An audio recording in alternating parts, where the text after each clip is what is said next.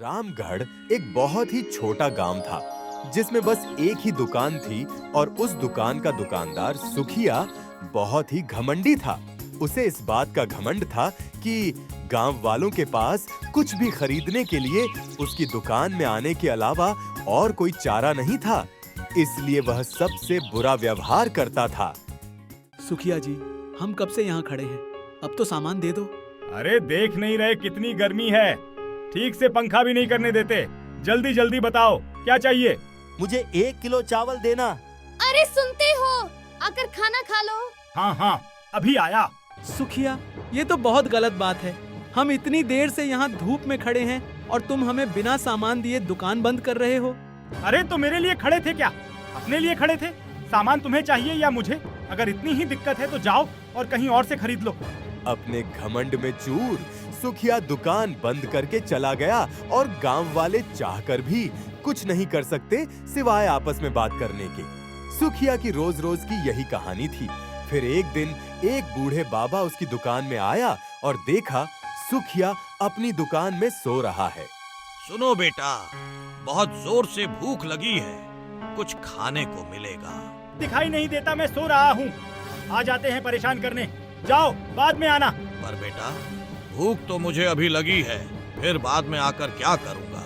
ठीक है, बोलो क्या चाहिए। वो फल दे दो बेटा।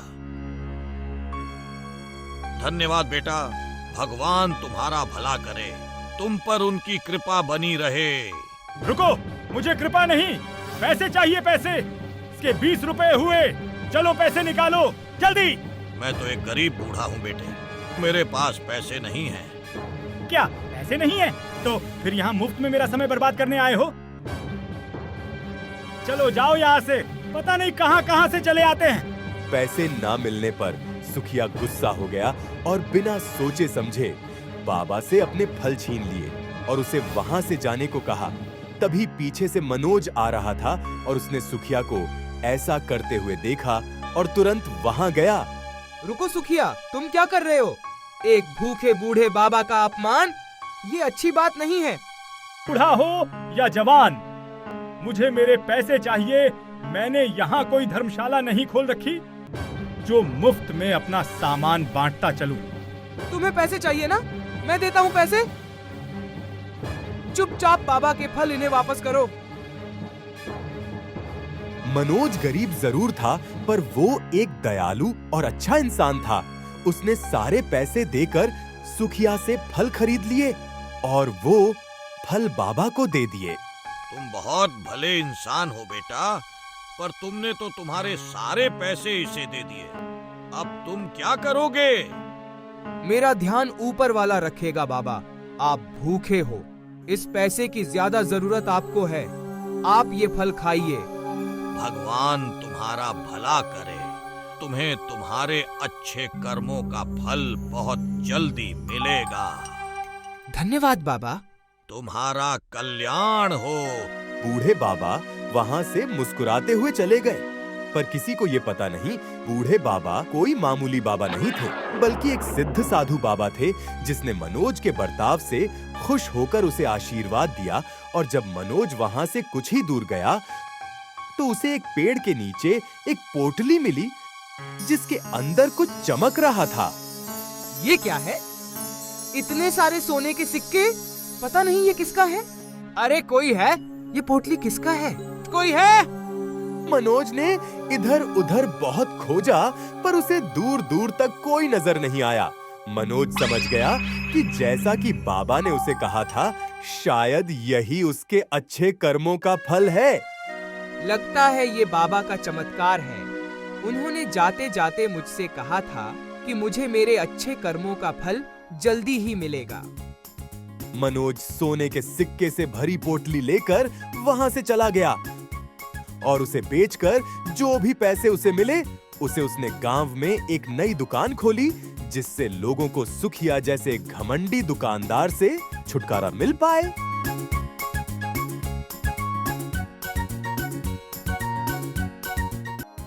ये दुकान खोलकर तुमने बहुत अच्छा किया मनोज। कम से कम अब हमें सुखिया के घमंड का सामना नहीं करना पड़ेगा। पर इतने सारे पैसे तुम्हारे पास आए कैसे? सब ऊपर वाले की कृपा है। मनोज की दुकान खुलते ही लोगों ने सुखिया की दुकान में जाना बंद कर दिया, जिससे सुखिया, जो गांव का सबसे अमीर आदमी था, वो गरीब होने लगा। और जब उसे ये पता चला कि ये सब मनोज की दुकान के कारण हो रहा है, तब उसने मनोज की दुकान बंद करने की एक तरकीब सोची। इस मनोज के कारण मेरा ये हाल हुआ है, उसको तो मैं छोड़ूंगा नहीं। हो गई चोरी सुखिया। चोरी? तुम्हें कैसे पता? अब तुम्हारी दुकान तो चल नहीं रही, तो मनोज की दुकान बंद करवाने का सबसे अच्छा तरीका तो यही है कि उसकी दुकान का सारा सामान ही चोरी कर लो। क्यों, यही है ना तुम्हारी योजना? मुझे सब पता है, पर याद रखना, सबको अपने कर्मों का फल मिलता है, चाहे कर्म अच्छे हो या बुरे। साधु बाबा की बात सुनकर सुखिया आश्चर्यचकित हो गया, क्योंकि उसने जो बात सोची थी वो सारी बातें साधु बाबा को पहले से ही पता थी। कौन हो तुम? मैं हूँ महर्षि मलकम। उस बूढ़े बाबा की असलियत जानकर सुखिया के होश उड़ गए, क्योंकि ये कोई मामूली इंसान नहीं, बल्कि परम सिद्ध और चमत्कारी महर्षि मलकम थे, जिनके पास बहुत सारी शक्तियां थीं। मुझे माफ कर दीजिए महर्षि, बहुत बड़ी गलती हो गई मुझसे, जो आपको पहचान नहीं पाया और आपका अपमान किया। मैं हूँ या कोई और, तुम्हें किसी का अपमान करने का हक नहीं है सुखिया। अपने घमंड में तुम इतने चूर हो गए कि लोगों का अपमान करना तुम्हारी आदत बन गई। वहीं मनोज गरीब होते हुए भी अपनी हैसियत से बढ़कर भी लोगों की मदद करने से पीछे नहीं हटता। इसलिए तो वो अपने अच्छे कर्मों से फल से आज अमीर हो गया और तुम अपने बुरे कर्मों से गरीब हो गए। मुझे माफ कर दीजिए, मुझे अपना सबक मिल चुका है। अब मैं कभी किसी से बुरा व्यवहार नहीं करूंगा। ठीक है, इस बात को याद रखना और मनोज की दुकान का सारा सामान वापस रख दो। जो आज्ञा बाबा, आपका बहुत बहुत धन्यवाद। महर्षि मलकम वहां से गायब हो गए और सुखिया को उसका सबक मिल चुका था। उसने तुरंत चुराया हुआ सामान मनोज के दुकान में रख दिया और वहां से चला गया। उसके बाद सुखिया का घमंड हमेशा के लिए खत्म हो गया। धीरे धीरे उसके अच्छे व्यवहार के कारण लोग फिर से उसकी दुकान में आने लगे और अब रामगढ़ में दो दुकान थे।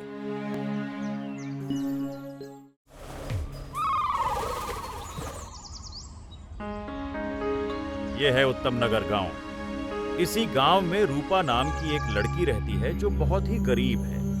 हालांकि रूपा एक बहुत ही बुद्धिमान लड़की थी, पर गरीब होने के कारण वो स्कूल नहीं जा पाती थी, क्योंकि उसके पिता के पास उसके स्कूल की फीस भरने के भी पैसे नहीं थे।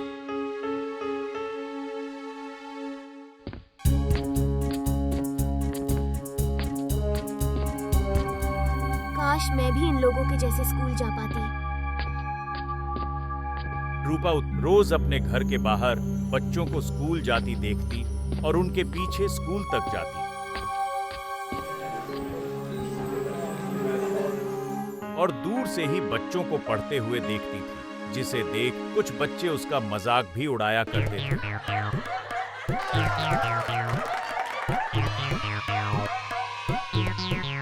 ये फिर यहाँ आ गई। जब स्कूल के अंदर जा ही नहीं सकती तो बाहर खड़े रहने से क्या होगा?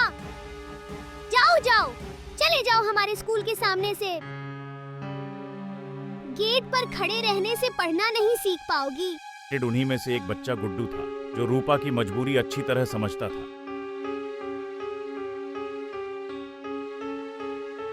बंटी, इसे परेशान करना गलत बात है।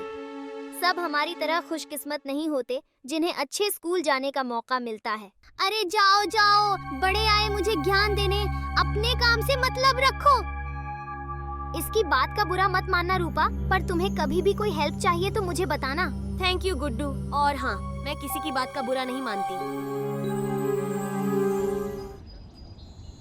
गुड्डू, वैसे तुम्हारे हाथ में क्या है? सोलर पैनल, मेरा साइंस प्रोजेक्ट, पर ये काम ही नहीं कर रहा। मैं इसे ठीक कर सकती हूँ। तुम? पर कैसे?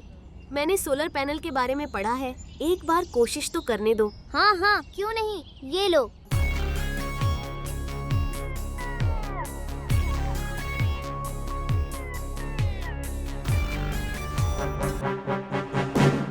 वाह रूपा, थैंक यू सो मच, तुम तो सच में ब्रिलियंट हो। हम रोज स्कूल में जाकर इतना नहीं सीख पाते और तुमने खुद से ही पढ़ाई करके ये कर दिखाया। थैंक यू गुड्डू, मेरा भी बहुत मन करता है तुम्हारे स्कूल में सब बच्चों के साथ पढ़ाई करने का। अच्छा, मैं तुम्हें प्रिंसिपल सर के पास ले जाऊंगा और तुम अपनी बात उनसे कहना, शायद वो कुछ कर सके। सर, ये रूपा है, इसे पढ़ने का बहुत शौक है और ये पढ़ाई में बहुत अच्छी है, पर इसके पास फीस देने के पैसे नहीं है, इसलिए स्कूल नहीं आ पाती। पर इसमें मैं क्या कर सकता हूँ गुड्डू? सर, अगर इसे किसी तरह हमारे स्कूल में एडमिशन मिल जाता तो बहुत अच्छा होता। पर बेटे, मैं चाहकर भी इस मामले में तुम्हारी मदद नहीं कर सकता। स्कूल का नियम है कि बिना फीस के हम किसी को एडमिशन नहीं दे सकते। आई एम सॉरी रूपा, पर मैं कुछ नहीं कर सकता। कोई बात नहीं सर, थैंक्स गुड्डू, तुमने मेरे लिए इतना सोचा, यही काफी है। अब मैं चलती हूँ, bye. Bye Rupa, and I am sorry. I am sorry to बेटा, पर तुम पढ़ाई करना कभी मत छोड़ना। कोई नहीं जानता कब किसको कौन सा मौका मिल जाए। जी सर, कभी नहीं छोड़ूंगी। Thank you Guddu. आज रूपा बहुत खुश थी, क्योंकि भले ही उसे एडमिशन नहीं मिला, पर पहली बार उसे स्कूल में जाने का मौका मिला था और पहली बार किसी ने उसकी बड़ाई की थी, वो भी उसकी पढ़ाई के कारण।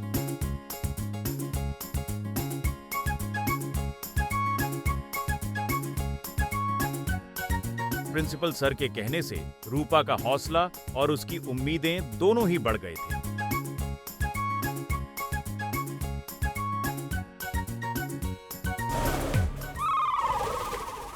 इसलिए वह और भी मन लगाकर पढ़ाई करने लगी।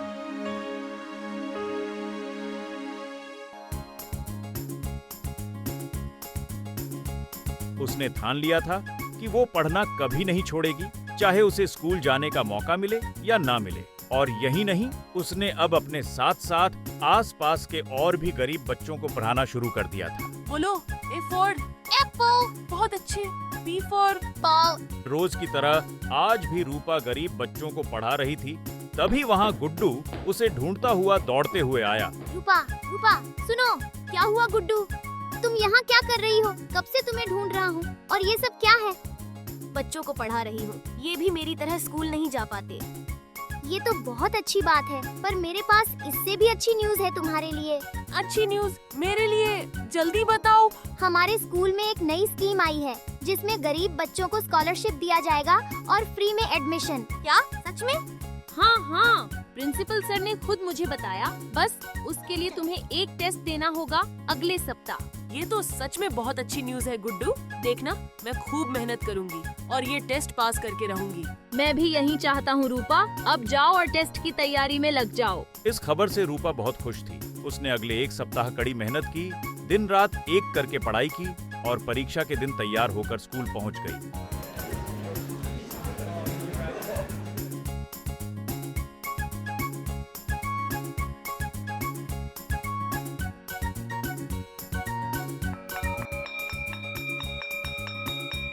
और इस बार हमारे स्कूल के नए स्कॉलरशिप के तहत जिसे फ्री एडमिशन मिलेगा, उसका नाम है Roopa. Congratulation Roopa. Congratulations Roopa and well done. हमारे स्कूल में तुम्हारा स्वागत है। और इस तरह रूपा ने अपनी कड़ी मेहनत से अपना स्कूल जाने का सपना पूरा किया और ये साबित कर दिया कि अगर कोई कुछ ठान ले तो उसे पूरा कर ही लेता है।